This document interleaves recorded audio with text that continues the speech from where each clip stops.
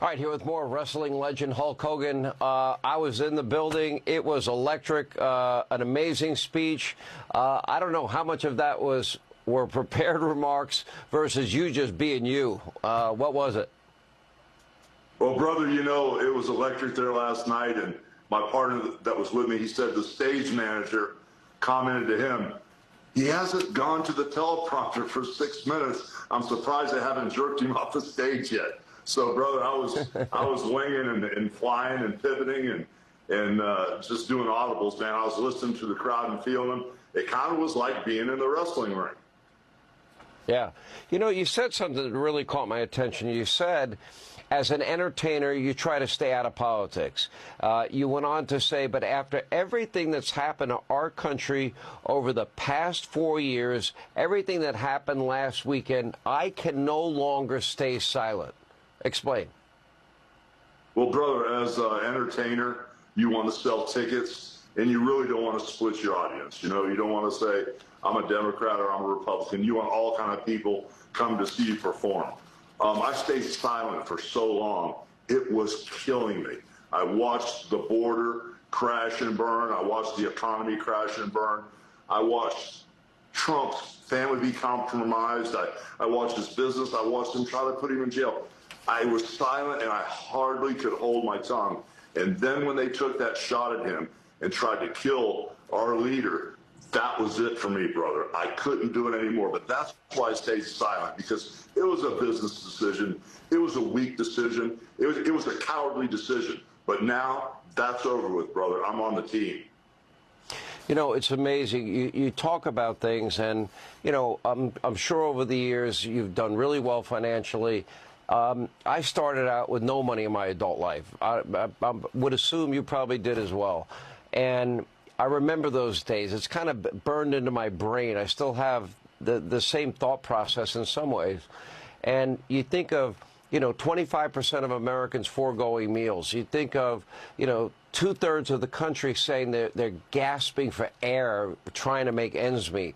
You look at 11 million unvetted illegals at our border. You look at the insanity of no bail, defund, dismantle, reimagine the police. You look at America's standing in the world. You look at the high price of energy for everybody. I mean, it just downright pisses me off, because everything that I mentioned, including the assassination attempt, all of this was preventable. And when preventable things happen, it drives me up a wall. Well, I feel the same way. I mean, with the money, when we do not put America first, like it's been happening for years and years and years, if we had that type of money, every American should be a millionaire. With the billions and billions of dollars they've given away, it just kills me to see our vets on the street, to see the vets not being taken care of. I've been with the WWE, brother, since 1977. And one of the things we do is we visit the hospitals. We do the USO tours. We go all over the place. These vets put their lives on the line for us so we can be free. And we don't take care of them. Donald Trump is putting his life on the line to try to make America great again. And someone like me is going to remain silent. It doesn't happen, brother. It can't go this way anymore. I want all the people that were in the same position I was, the ones that were afraid to put a Trump sign in their yard, the ones who were afraid to wear a Trump shirt or a Trump hat, to not be silent anymore. We need to save this country, not for ourselves, but for our children and our children's children, for generations to come. This country needs to be saved. After, you know, he doesn't need to do this either. And I've asked him many times, why do you do it? Because we got to save our country. I mean, to him, it's not even a thought process. It's instinctive almost at this point. And, you know, when he says he'll get it done very quickly, I believe he will. Well, the thing that kills me is I know this man.